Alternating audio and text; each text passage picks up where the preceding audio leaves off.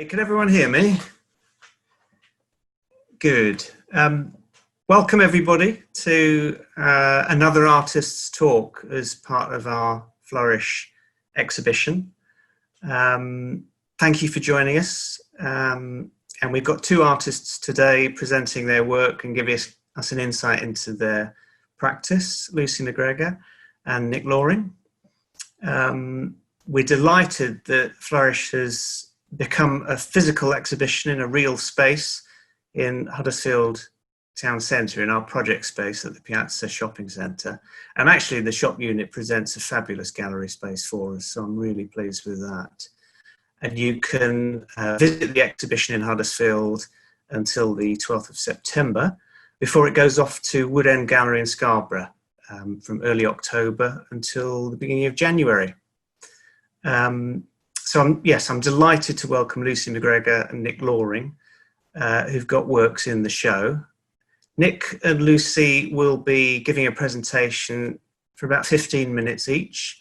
Lucie will go first, and then Nick, and then there will be time for questions at the end.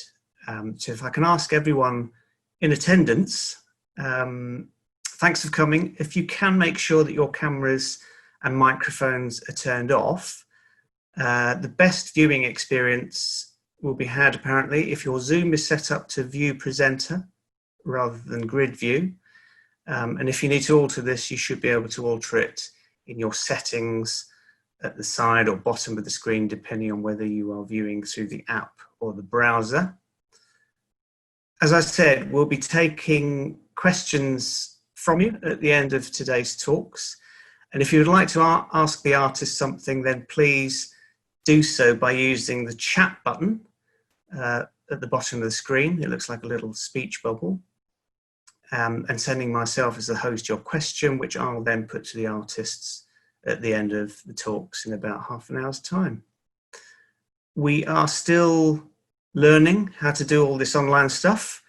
And there have been a few technical hitches along the way, so do bear with us if everything doesn't quite run as smoothly as it should. Anyway, thank you for that. And I will hand over to Lucie to talk about her work, where's she from, where is she now, what's she up to, and give us an insight into her printmaking practice as part of a wider practice in her art. So over to Lucie, welcome. Thank you very much, Martin. I'm just gonna share my screen with everyone. Is that visible? Is that all good? That's good. Yeah. Great stuff. So yeah, hello everyone. My name is Lucie, and I'm an artist, a mixed media artist. I do a little bit of quite a few things, but printmaking has definitely become a really interesting threshold for me to sort of experiment with the image and the repeated image. And yeah, I'm from Huddersfield originally, but I'm currently based in London. And I graduated from Central St Martin's last summer. So I've been figuring out sort of my way around being an artist post-university, and I'm part of a shared studios in Elephant and Castle where I currently am today as well. And it's a really great space because there's a lot of sort of recent graduates that, you know, do a mixture of painting, sculpture, music, lots of different mediums, which I think is a really positive and engaging sort of atmosphere for me as an artist who moves between different processes and techniques and materials. So yeah, let's go ahead with the presentation. So I put this image up here first, which is a range of different words or descriptions and sort of language that I've been thinking about a lot in relation to my making, and whether this be with an image or with some sort of material or a found object. These are all words that have really resonated or sort of grown out of my making process. So I'll just read them to you.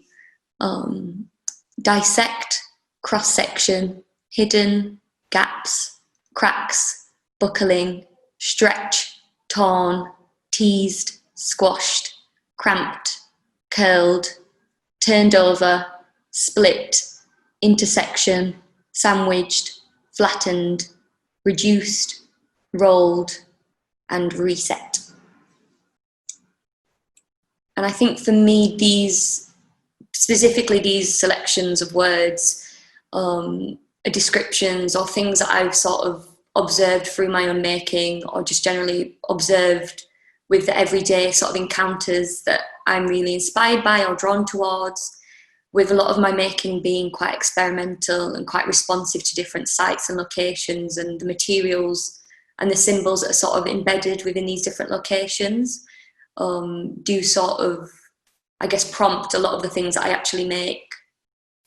So with the piece on the screen at the moment, Totem, this was very much sort of a big collision of different images and marks, with a lot of my drawing practice being quite mark making based, and then some sort of images of different surfaces and textures in different locations within the City of London, and sort of replicating these textures through different screen printing images, with different sort of relief prints, with different etchings, and sort of embedding a lot of information, that so much so it sort of becomes quite abstracted and very much distorts the original image. And I do quite enjoy with my making having sort of details that, you know, you might not initially see or realise, and you sort of have to spend time with the work itself and let it sort of speak to you as you speak to it, or look at it as it looks at you. And the totem is sort of this marker of a space, or sort of a way to direct a route, or to, you know, sort of how a signpost in a street, you sort of look for these moments of information, but this sort of moment in the work, it doesn't necessarily give you direct information, but very much a lot of visual information to take in. And I think I was also thinking about breaking up sort of the flat image and making it very much three-dimensional. I think a lot of my making, sort of the area that it moves between and gets most excited within, is between sort of the 2D and the 3D, when you don't really know if it's a drawing or if it's a painting, if it's a flat image or something more three-dimensional and physical, and you sort of have to understand it in relation to yourself. And I do sort of like within this work as well, seeing it in the space in Huddersfield, it does have a different side to it. So you're sort of rewarded as you spend more time with it, and you see more marks and more colours, and very much colours and marks that are quite immediate and quite instinctive. And, you know, they're not necessarily of something specific, but they have some sort of element of the process embedded within them. And I think for me, yeah, process is definitely a really important, an important idea, but also something that really just excites me. I get really into making a big mess and then having to sort of rein it back in. And there's often times when I'm making things and I'm not entirely sure what's going on, but it is very much that thinking through making, which then, as I spend more time with the materials and the objects, it sort of reveals itself. And this piece, I guess you could almost argue that this is more realistic. It's got an image within the sculpture that is screen printed of a street, which is a street that I walk over every day, sort of walking into my university in London from where I lived. And I think this whole sort of interest in personal geographies and the routes that I take around cities originated from my initial move from Huddersfield, you know, sort of a small town, to this extremely polar opposite place, you know, London, the capital. But yet at the same time, it does share similarities of streets that you get familiar to, symbols that you recognise on the street, you know, sort of a broken bike lock. You see that all over the country, and you sort of think about the poor person who's just had their bike stolen. Sort of these redundant sort of objects of the everyday that we just walk past and not really think too much about, or even, you know, we might not even see them. I think I am very much an observer. Like, I will walk down the street and take pictures of weird markings and sort of wonder why they're there for, or sort of, yeah, thrown away, found objects.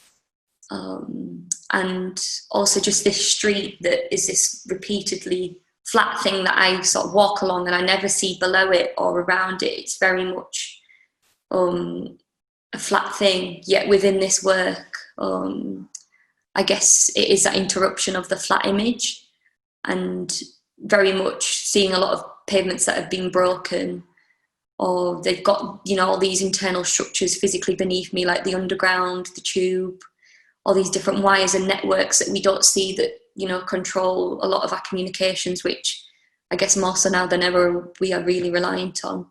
And I also quite like that it feels like this strange sort of jigsaw piece, or you sort of, you know, these bike locks that I cast, which are made of wax, they hold up, they press up this sort of pavement or this surface, but then they're also made of wax. And in the space that I was showing them in, it was during summer last year, it was really hot, so a lot of them sort of started to melt. And again, the whole sort of artwork would change and adapt over time as well, which I think was something quite enjoyable, just to come back to this work and see it in a completely different state again. And yeah, these were different screen printed images of broken bike locks, found bike locks, different markings on the street that I'd been noticing every day and sort of growing appreciation for. And then again, interrupting these different platforms and surfaces with the sculptural objects. So it's not very, you know, it's not like a traditional print in a frame on a wall. It's pushing sort of, or maybe even just asking the potential of like what a flat image can be, what printmaking can be. And again, yeah, just this repeated image of the street. I think that's another thing I really do love about printmaking, that you can, you know, recreate this image, but depending on what surface you're printing onto, like I printed onto foam on this, so a much softer, absorbent surface, and how you can really play around and get a different print after each time, even though it's the same image. And even with the repeated cast of a bike lock as well, you know, you use a different material, be it plaster or wax, and they all have so many different properties depending on the conditions that you make them in. And I think, yeah, I do really like this strange sort of pairing or contradiction between a sculptural object and a flat image, and how they can, you know, sort of pass between each other and collide with each other, and whether they should be separate or if they can, you know, move between the two. And again, then showing this work in Huddersfield, and I think recognising as well that sometimes when a work moves location and it's shown in a different context, be it a different exhibition or a different place geographically, I always sort of want to recreate the work and challenge it again, or try to recreate it into a different way. So the bike locks in this version were in a different arrangement, which again is always keeps it quite fun and fresh for me as a maker to have to get to know an object again, or become familiar to how the artwork sort of sits in a different environment, and with a different background and a different audience. And yes, some of the other artworks within the exhibition include screen printed post-it notes, which was sort of another obsession with different markers and symbols that I was coming across on the street. So I found this sort of little manhole cover with this odd symbol, and I wasn't sure what the symbol was for, and I just got really obsessed with it, and I started seeing it everywhere. And again, I wanted to sort of recreate it into these post-it notes, which are this quite temporal thing that you can stick and quickly move and take away and put on something to remind you. And I think I was thinking a lot about this reminder, and how printmaking can very much be something that quickly gives you a lot of one image that you can use on a mass scale as well. And this work, which is also in the Flourish exhibition, is sort of a document of a work that I've made previously. And rather than recreating that work, it was very much I remember speaking to Martin about sort of the curational installation side of how this work would exist in the exhibition. And sort of, yeah, recognising that it was a work that happened where I made these tick boxes, and I was studying abroad when I was making this, and I just remember feeling really regimented and sort of stuck in this very intense schedule to get all these deadlines done, and I was like, you know, ticking this box and just almost like making for the sake of it, and it was quite an odd situation to be in when, you know, making and creativity is meant to be really sort of open and very much there to help you ease things out of your mind in like a comfortable manner. And I think, again, this was like a way to respond to my situation, be it the geography that I was in and the circumstances that I was in, to make all this work. I just I sort of felt like a bit of a rebellious work. I was getting like really frustrated with like my tutors in the situation, and I just decided to print out all these tick boxes and just cover the studio in these boxes. And also the studio itself was quite an odd space because it was like an old office, and I think I was thinking a lot about the office, or sort of the recurring routine, and how I guess printmaking again can, you know, whether it be through like a newspaper or a print, you can constantly remake it at quite a speed. And yeah, there was also something quite playful with this work. I think just the sort of quickness of putting the post-it notes down, and being able to change the installation very quickly if I wanted to. And yeah, that's one of the images that's in the frame in the exhibition in Huddersfield. And I've also got the individual prints presented in a separate frame as well. And yeah, I guess going back to the street as a site to respond to through my making, and also as a location where things change really quickly, and things can happen and you sort of miss them. And I think maybe that's why my making is sort of obsessed in a way with these quite temporal moments of, you know, sort of throwaway, almost ignored instances.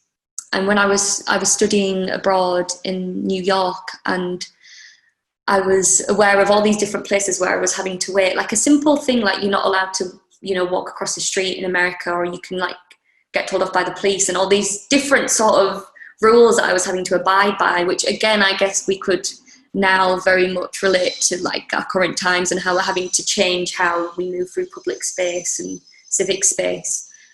And I was thinking a lot as well about sort of symbols that represented how I was feeling, you know, this tick box of like having to finish a deadline, or waiting on the street, or waiting somewhere. And I was thinking about this sort of hourglass and the old sort of Nokia brick phones, and how you'd have these really simplistic symbols, whereas now we've got these iPhones that have so many symbols and so many emojis and options. And thinking quite simply, I guess, about like the phone screen and the silk screen, and this sort of screen or mesh where information can merge through. So yeah, I sort of went a bit crazy again and covered my area in Brooklyn where I lived in these post-it notes, where every sort of moment that I was waiting, I put a post-it note down. So I had this big collection of different images. I just sort of took a photograph after I placed each one down. And then this sort of resulted into a video work. So again, I think for me, you know, no matter what sort of medium or media that I'm making in, it can very quickly move from a video to a print to a sculpture. It's sort of dependent on the idea itself and where that takes me. So yeah, I'm gonna finish this me talking, because I've been going on a while, with a little snippet from this video, which was sort of the result of these different screen prints of when I was waiting.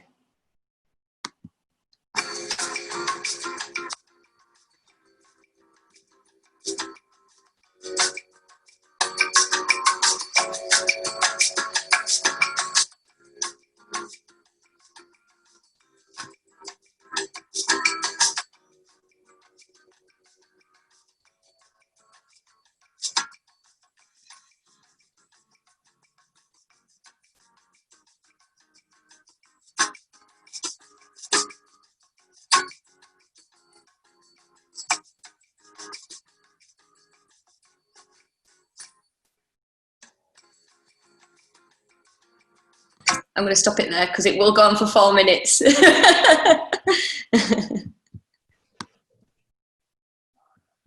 Thanks, Lucy. That's brilliant. Thank you very much. I've got questions running around in my mind, but we'll save them till the end. What I failed to do was introduce myself to everybody, so apologies for that. I'm Martin Lucas. I'm the exhibitions coordinator at West Yorkshire Print Workshop, and it was one of my tasks to bring the Flourish exhibition together. Hanging a show is one of my favourite things, and I'm really pleased with the way in which there's such a diverse range of artists in the show. I think the show looks really strong. A number of artists investigate, I think, the urban landscape and this idea of walking through cities, towns, architecture, and noticing neglected spaces or things which have been forgotten. And now one of the pieces in the exhibition, which I call the Beast, is Nick's giant print. And I'm going to hand over to Nick Loaring next to give us an insight into his practice, completely different from Lucy's. So over to you, Nick, to tell us about where you're from, what you do, what you're up to. Over to you, Nick. Can you hear me then? Can you hear me? Hello? We can hear you, but you will have to talk loudly because your mic is very low. So I think it's my old computer. Thanks, Martin. Thanks, Lucy. Very honoured to be here. I've told Martin that if you can't hear me, you need to shout at me to tell me to speak up. So I have a tendency to wander about, but I'm going to try and sit on my chair for this. But I got to do some kind of weird thing with the computer first, which will get the video thing working.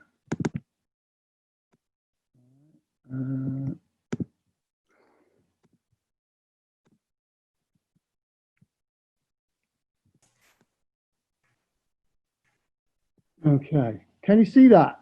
That's it, we can see it. Yeah, all right, okay, right. Well, that's me, apart from the ink cans falling around beneath my feet.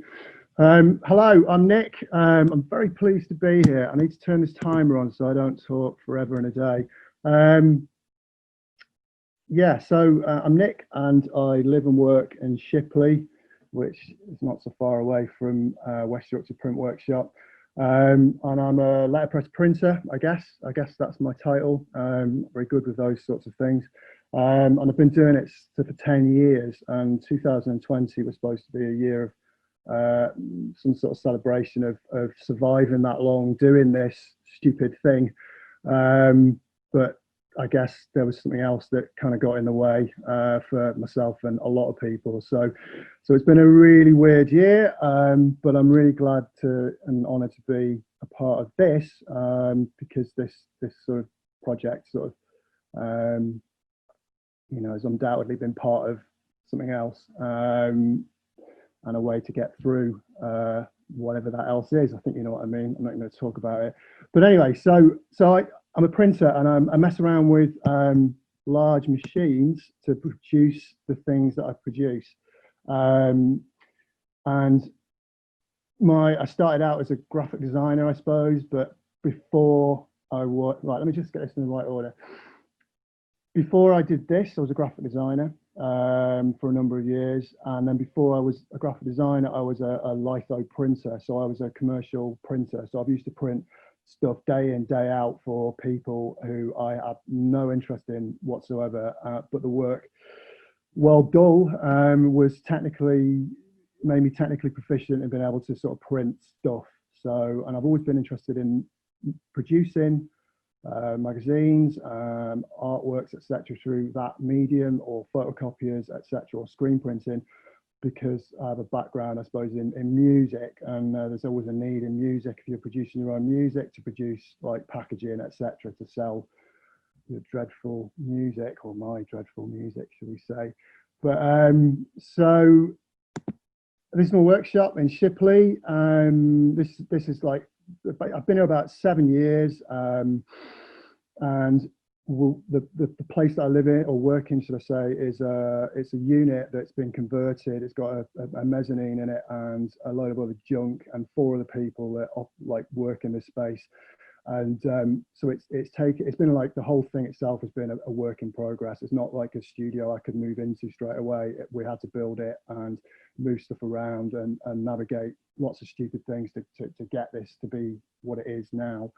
So that, you know, that's been a challenge. You know, the whole thing really has been a challenge. And you know, so I use letterpress printing presses. A lot of these are really old and really like rare, or you just can't buy them. You know, they're 50, 60 years old, some of them.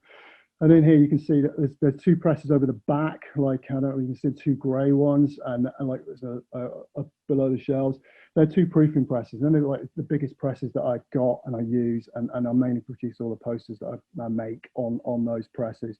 And then out of sight, there's a laser cutter, my hot metal type casting machine, my Heidelberg Platen, which is more of a commercial jobbing printing press that I produce like small sort of bits of ephemera on, etc.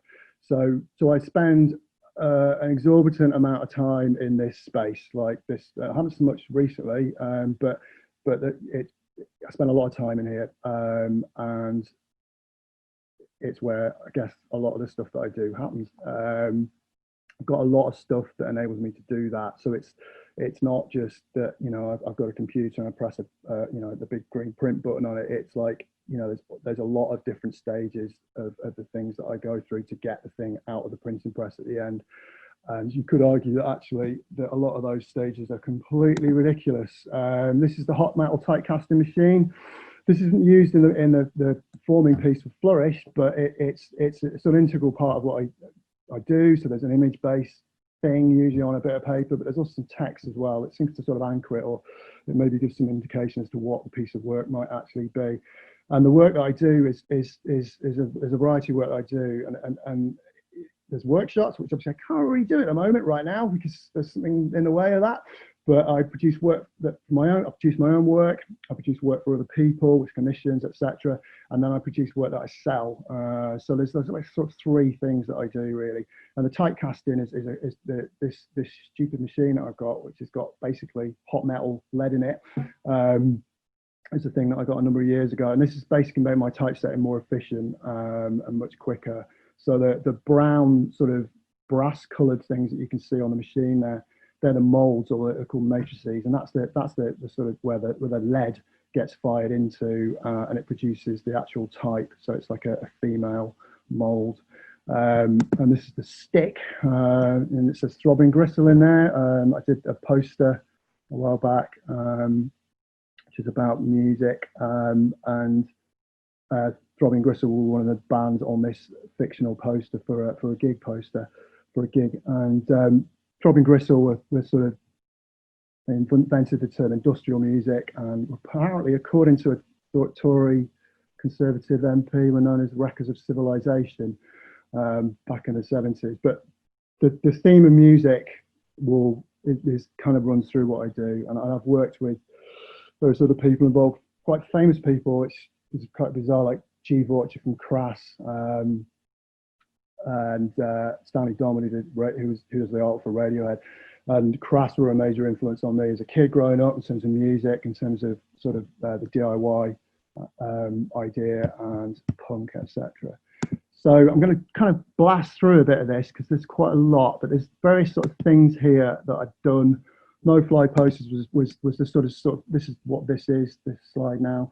Just a little close up of some of the type. This is a sort of turning point. It's 2013. This is when I started messing around with ornamentation and patterns, which are really kind of, I guess, what I do really. I don't really typeset as such. I'm not typography was a key thing for me when I started doing this, but it isn't so much now. It's part of it, but it's not the main thing that drives what I do. The search for patterns or a relationship between shapes is ongoing. It never ends. It's like searching for the holy riff. And it was a thing like that. It looked like that. There's a bit of a close up, and then it looked like that on the side of a pub in Manchester with a lot of other people, and mine was the most ridiculous one. I think everybody else did it on their computer and just press print. It took me about 5 days to do that, and I missed my holiday twice. But anyway, so that was the start of things, and then I started making posters for Golden Cabinet, a thing in Shipley, quite austere, kind of Swiss, maybe internationalist style, psychedelic, etc. Using a laser cutter and very minimal typography, using the typecaster, the Ludlow typecaster that I mentioned earlier on. And the laser cutter enabled me to produce things like really exacting, like really sharp, and like really, I just knew what I was doing by the end of it. You know, it was like a really easy thing to sort of kind of involve myself with. Because there were gig posters for this series of gigs, there was 30 of them in the end. I needed to be able to produce them in a sort of reasonably efficient way, which obviously isn't really what letterpress maybe is known for. But it enabled, the laser cutter enabled me to sort of do that. And then I got kind of tired of that and started messing around with lino, because I wanted to sort of knock the rough edge, the sharp edges of the laser cutter off, but not actually do it digitally. I wanted to be able to be involved where my hands were involved in the process. The whole process, letterpress is hard work. It's, you know, you're working with your hands all the time. You're lifting stuff all the time. You're dropping stuff on your feet and cursing, etc. So the lino cutting started to come in, and something I hated when I first started. I had a go at it. I was like, no, this is rubbish. Didn't like it, etc. It's become something that I do kind of all the time. This is another one of the Golden Cabinet posters. This won an award at an exhibition in America. I don't really know why, but it did, and obviously I was quite honoured for that. A little close-up of it, kind of more stuff like that. The whole series of posters ended up being an exhibition last year in York, Shipley and Newcastle, which is amazing, and very honoured, etc. And then sort of what came out of that was I got offered other bits of work. And I put this in just because this is really stupid. This is a really completely ridiculous poster. It took me, I don't know how many days it took me, but there's a what does it say? 1,950 pieces of individual laser cut MDF that were all stuck down by hand in 2 sections. So the press wasn't big enough to print the whole sheet. So there's like sort of 3/4 of it printed in one go, and then the last quarter printed in another go. And it went through the press 14 times. And yeah, that was just really stupid. But that's what it was. So, and still really like it. Oh, what's it doing? What's it going to go away? And then People Power Press. This is linked to the Flourish piece. This is a press that was made by Ollie Bentley from Split Design in Leeds. I got involved in that. They sort of wanted to make a press, and I sent them a couple of pictures. And the next thing, they've made this huge press, and this is what my piece is printed on. So this is when it's in the factory in Dewsbury, I think. I can't remember now, but so yeah, so that's sort of that. And then there's things like, you know, some other stuff that I could talk about, but I'm going to move on a bit. Double Dagger is a newspaper I produce with a friend of mine called Pat. It's the front cover of the 2nd issue. We've done 3 issues so far. This is printed entirely letterpress, and it's printed from metal type. So there's a form being locked up there by Pat. It's printed from lino, sort of Stanley Donwood's lino there. It's printed from, what else is it?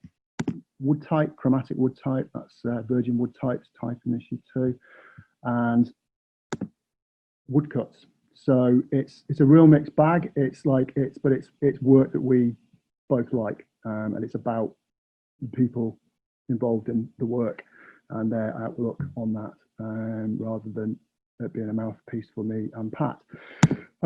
Here's the lino for the poster. This is going a bit slow. Looks like that. Then another outward expression, I guess, of what I do is the Shipley Ways Goose. This is going quite slow, and I'm realising I'm running out of time. There's a poster that's printed, so it's screen printed and letterpress printed. A lino cut for Shipley Ways Goose, metal type for the bottom, and then my friend Roger Grech, the dapper bookbinder from Shipley, printed the top. And here's a picture of Ellen from the Letterpress Collective in Bristol printing on the back of Nick Hand's printing bike, which is a bike that was made to put a printing press on, and Nick travelled all over the place on that bike printing. So that's the Shipley Ways goose, and then I'm going to now start to kind of lead into the thing that I suppose I should be talking about, really. That's another thing that I've just done recently, which is another large piece of work. So the forming piece is the first large piece of work for 2020. This is the second, and there should be a third.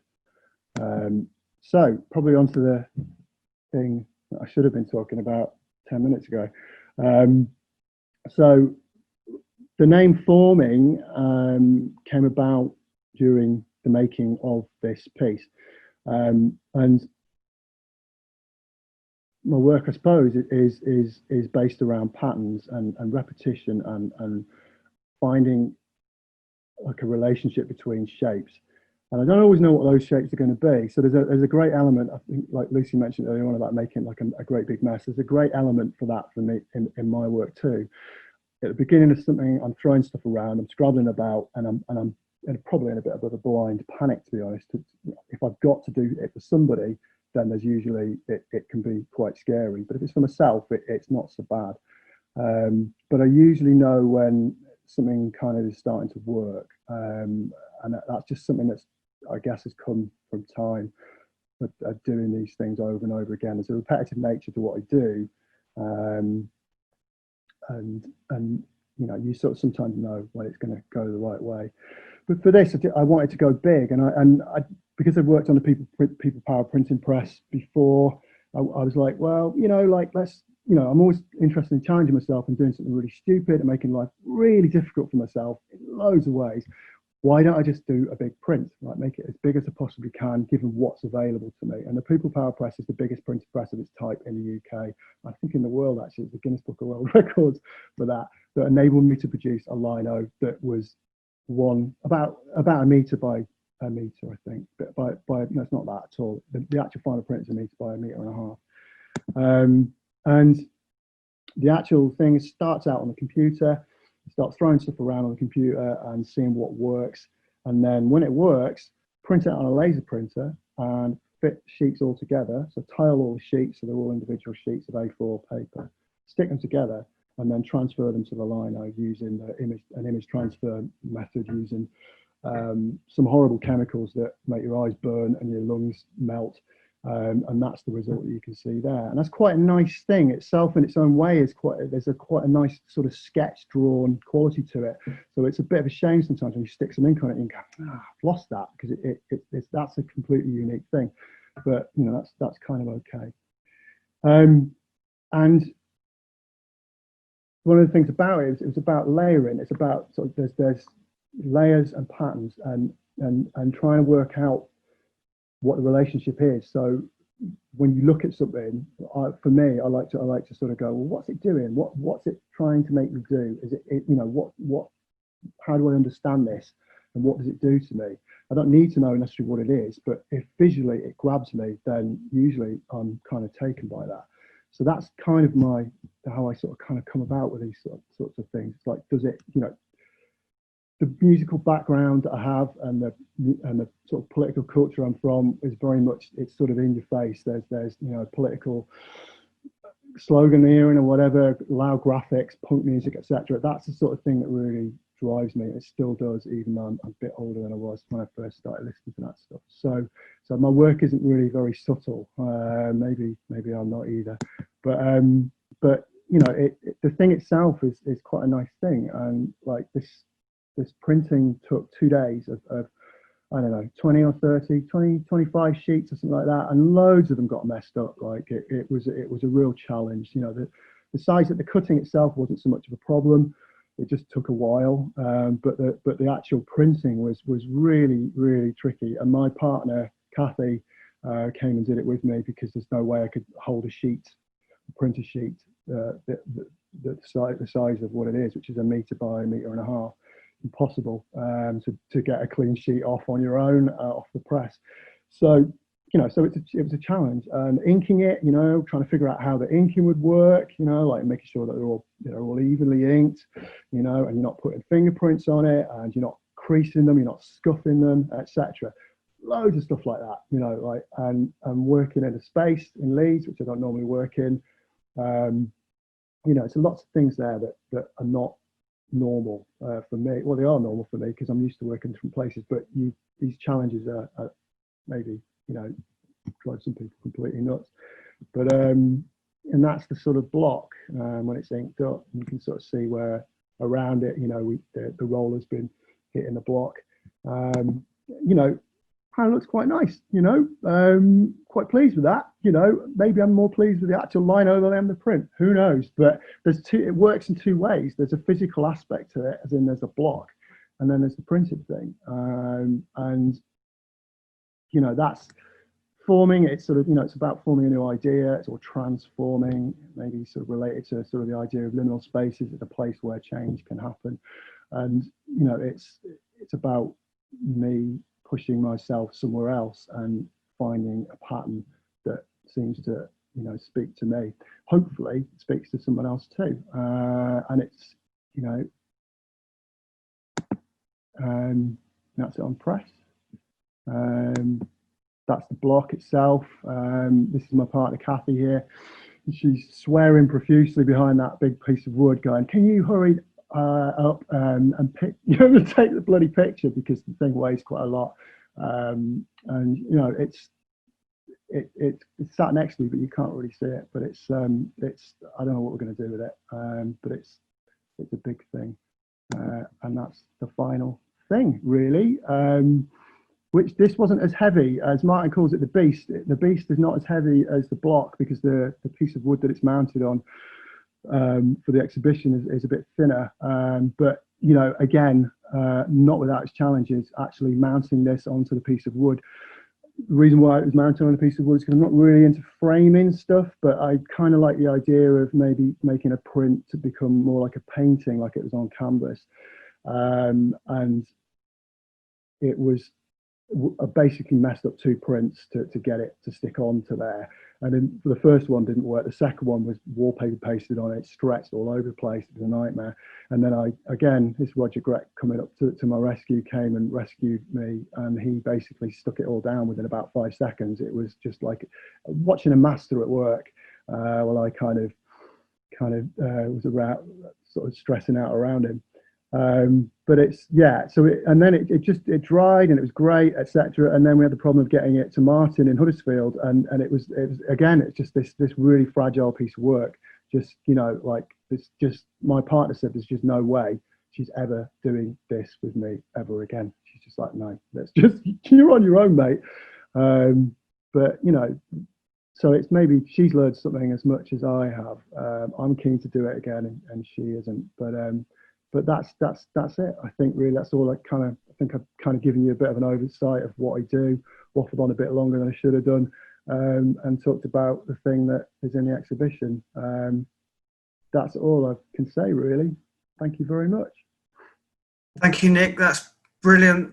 Thanks a lot for sharing. Do you want to just unshare your screen image so we go back to?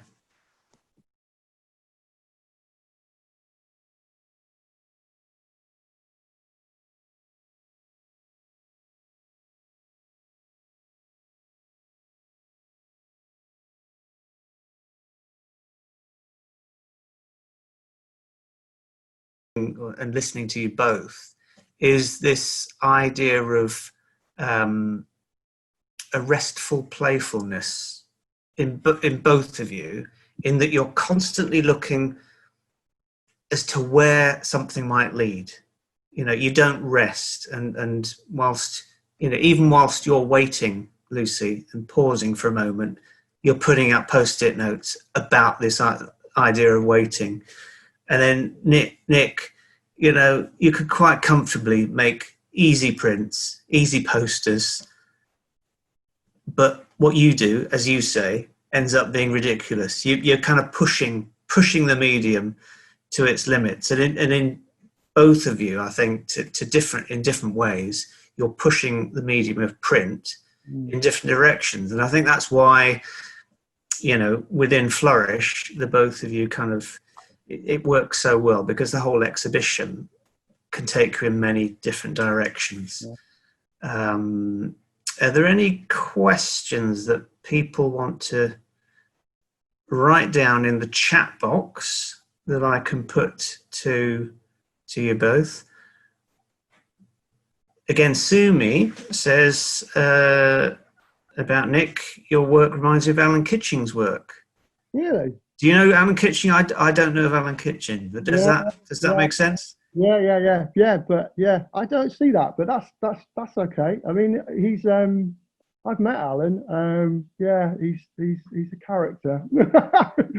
But yeah, I mean, Alan's definitely more typographical. I think, you know, I mean, the color, he's definitely got like colour. Like certainly, I mean, the forming piece is black and white, and it's stripping all away all the bright, garish, horrible colour that maybe I've done a lot of in the past. But Alan Kitchens is maybe a bit more playful, and you know, maybe more. It's got more of a wider appeal than my stuff, maybe. Yeah. So, a question for both of you, I suppose, from me is, what's next? Nick, do you want to go first? What's your next project? Where's what you've made recently going to take you? Don't know. Well, I do. I've done a piece. I've just done something for. I've just done another piece of work. It's a large sort of piece of work. It's not as big as this piece, but it's a triptych. So it's 3 prints that make a print. So that challenge of trying to make bigger things is probably going to occupy the rest of this year. There's another piece that I'm intending to do for somebody that would be a similar scale as the Flourish piece. But nothing. It won't be easy, you know. None of it will be, and it never is. And then as a book, I'm going to make a book as well this year. So that's that. As soon as I get back to work in September, that's going to start happening. So, but yeah, there's no Shipley Ways Goose this year. That's an unfortunate thing. We talked about maybe doing it in December, but I think as a replacement, but I don't feel comfortable with that really, given the circumstances. But yeah, more of the same maybe. You know, I guess that's the thing. It's just to keep going. You know, like trying to find the energy to carry this on it's been pretty hard at times. And you know, the economic climate's been dreadful. Brexit and now COVID. I've mentioned it now. You know, it's honestly, you wouldn't think that there's any point in doing what you do, like printing, or printmaking just seems like completely ridiculous compared to, you know, the horrors of the outside world. But, you know, this is the only thing that I can do. So this is the way it'll have to be, you know, for a bit longer until what's it they say? Find something you like until it kills you. Maybe that's what it'll be. So another comment before I go to Lucy. Another comment from Sumi. Nick, yours is on another level. Blood, sweat, and tears. Not only of yours, but your wife too. That's proper artistry. To ache for your passions. So yeah, well done. And in some ways, I agree with you. Over the last few months, as an artist, I've kind of felt, you know, never less like a key worker, if you like. But on the other hand, what's the point of living if there aren't things like art to enjoy? So yeah. Keep going. Lucy, before I ask you the question, what's next? Claire has asked. Claire Grace has asked the question. Have you ever used 3D printing? You said you'd cast objects, but have you ever used 3D printing? I actually never have. I've considered it especially funnily enough, thinking of bigger things, like bigger objects. I guess 3D printing would be easier in a sense, but I think for me, there's something very much in this process that then I guess gets sort of removed or digitalized, or it removes the artist's hand, or even just like that sort of happy accident, even though, like Nick was saying with his big print, you know, when you have these accidents that do actually make you have to do it again or look at it again, But then sometimes, you know, happy accidents that might make a mark smudge or do something different, or, you know, when you've got a cast object part of your plaster mould or something like gets stuck in it.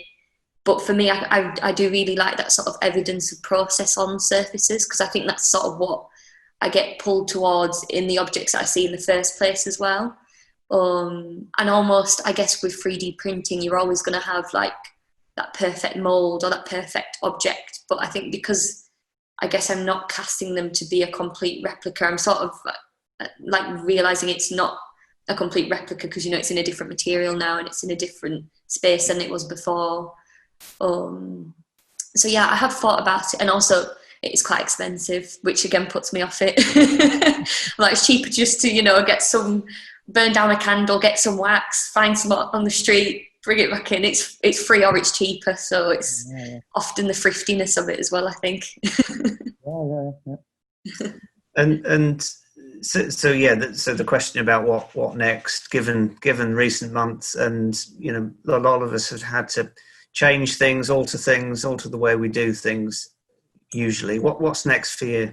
Well, I've been really getting into my gardening to the point that, like, I've sort of begun making like a sculpture garden in my front garden, which has been quite fun. Like, I've been working with like other artists and friends that are in London or not in London, but I've been doing some like collaborations through phone calls as well with Deptford X Festival, but it's sort of all gone online. So we've been working with Volunteer South London, where I ring some different elderly and vulnerable adults, but we've been sort of thinking about like conversation as material, which is quite interesting.